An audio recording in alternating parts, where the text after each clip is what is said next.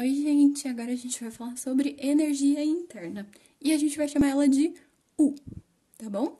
Energia interna é um tipo de energia, então a unidade de medida dela no sistema internacional, a gente já sabe que é Joule. É o J que eu coloquei aqui no cantinho. Toda vez que a gente põe esse colchete, significa que eu tô falando da unidade de medida dele, certo?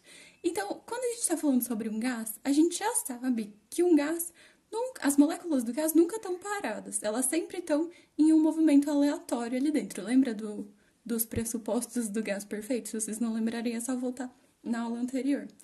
Então, a gente sabe que essas moléculas estão se mexendo. E dependendo do tipo de gás que a gente tem, elas vão conseguir se mexer de jeitos diferentes. Então, o que a gente está chamando de energia interna, na verdade, não é uma única energia, mas é a soma de várias partes. Então, vai ser a soma da energia cinética média de elas estarem se mexendo lá, andando em movimento retilíneo uniforme, né? Mas também tem a ver com a energia relacionada com aquelas forças intermoleculares, né? Então, a energia de ligação. E também tem a ver com energia cinética de rotação, porque dependendo do tipo de molécula que a gente tiver, elas vão conseguir girar. Então, o que a gente chama de energia o que a gente chama de energia interna é a soma de todas essas partes. E aí, dependendo do tipo de gás, a gente vai ter um tipo de fórmula. Então, para gases que sejam perfeitos e monoatômicos, a energia interna vai ser dada por 3 meios de nRT. E o que significa o N, o R e o T mesmo, lembram? Vamos anotar aqui. N é o número de mols. O R era aquela constante universal dos gases, não vou escrever porque o enunciado vai dar para vocês sempre. E T é a temperatura. Sempre em Kelvin, lembrem disso. Então, se o gás for monoatômico, ou seja, ele tiver um átomo só, a fórmula que a gente vai usar é essa. Se o gás for diatômico, quer dizer, tiver 2 átomos, a fórmula que a gente vai usar é essa. Então, percebam que só muda esse numerinho que está aqui em cima do 2. E esse numerinho está relacionado com o grau de liberdade que tem esse tipo de gás. Então, quanto mais átomos, maior é o grau de liberdade que ele tiver. O que é importante a gente perceber aqui?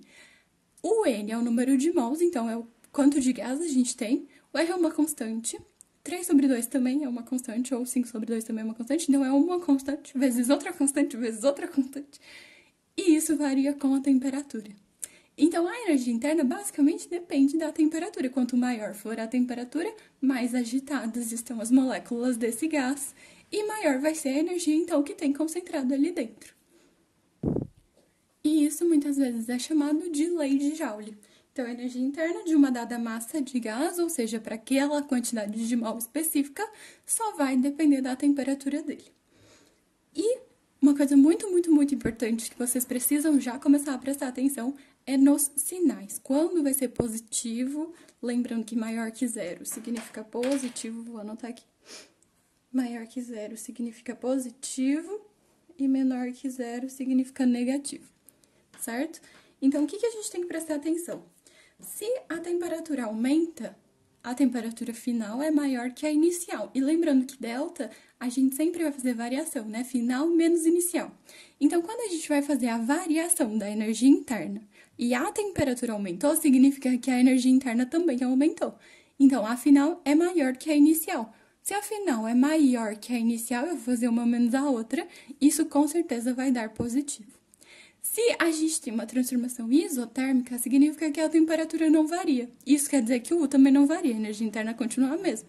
Então, a variação é ele menos ele mesmo. Isso, com certeza, vai dar 0.